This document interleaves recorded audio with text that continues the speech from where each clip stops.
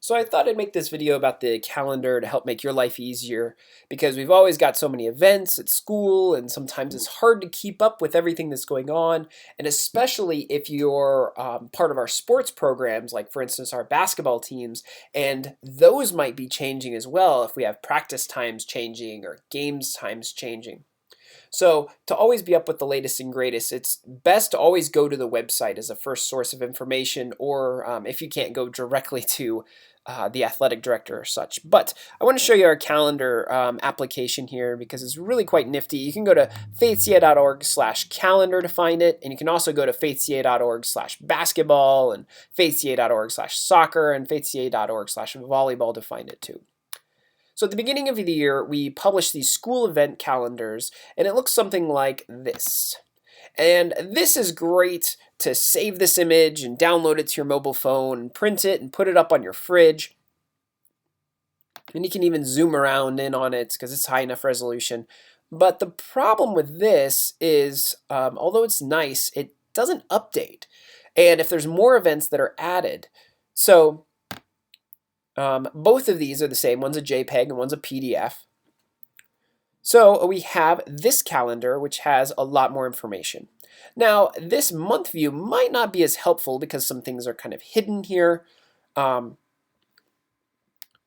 But we also have an agenda view. But before I show you that, I want to show you some categories first to help sort down the information. So right now, we have events on the calendar for 4 different basketball teams.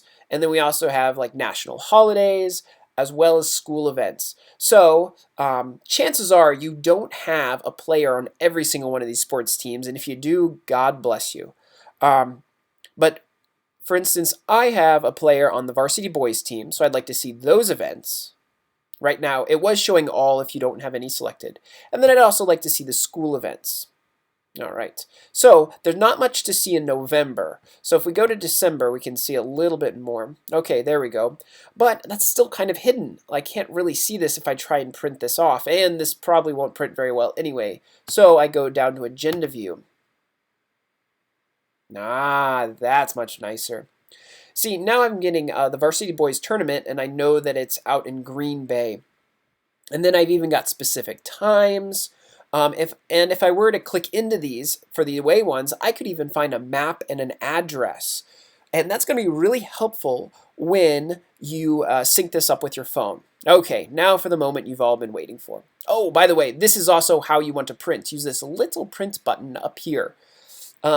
But again, even printing this won't be as good as syncing it up with an application because even printing will still be a snapshot. So what's better than printing is subscribing. So I want to teach you that, and it's down here. There's this subscribe button. Now I filtered the calendar to only show the one basketball team and the school events. So that's why it says subscribe to this filtered calendar. Now, a couple warnings. You can do this on a computer or on an Apple device. This does not work directly on an Android device, okay? So, to get it on an Android device, I'll show you right now, but to get it on a PC or to get it onto an Apple device is quite easy. Just go ahead and click any of these top 4 links. The bottom 2 links will only give you a snapshot. So although they may work, they will not be updated. They will simply be adding the events to your calendar through a snapshot, a downloaded version, and they will not be syncing. So don't use these bottom 2 if you want to sync your calendars.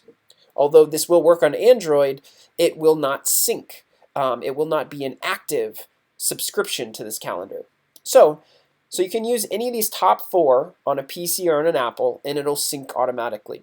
To get it onto an Android device, which is what I use, I have an Android phone, I'm going to click on this link, add to Google. All right, now that I've added it to Google, here is the link. I'm going to click add. It jumps you right over into my Google Calendar, and there it is down there. I have the whole URL. And it's instantly marked here in blue. Very helpful. So I go over, let's see, December. So here is the Varsity Boys Tournament. And I've got the Christmas concert, and Mom's hot lunch, and then here's another varsity boys basketball game, and another one, and so forth. I can even, to help me, because I don't really like this name, and I might have multiple calendars here, I can change it under settings and rename this to be school events and b-ball. Okay. And it instantly saves for me, and I'm good to go. Now it'll show up on my phone. All right, just one more thing I wanted to mention to you. I want to show you the basketball page. So if we scroll down here, we actually have 4 instances of this calendar. We hope to soon be replacing this practice schedule that's right now, it's a paper and an image that needs to be updated. Although November's is up to date, since the season has started in only a couple weeks, December's has needed to be changed and so forth. So we'll be putting the practice schedules in here as well as the game schedules. So this first instance of the calendar you can see is for high school boys, and it's the same as all the other calendars. It's just pre-sorted for us to allow for easy printing. Or you can view it. But to get to the other calendars, you're going to have to scroll way down.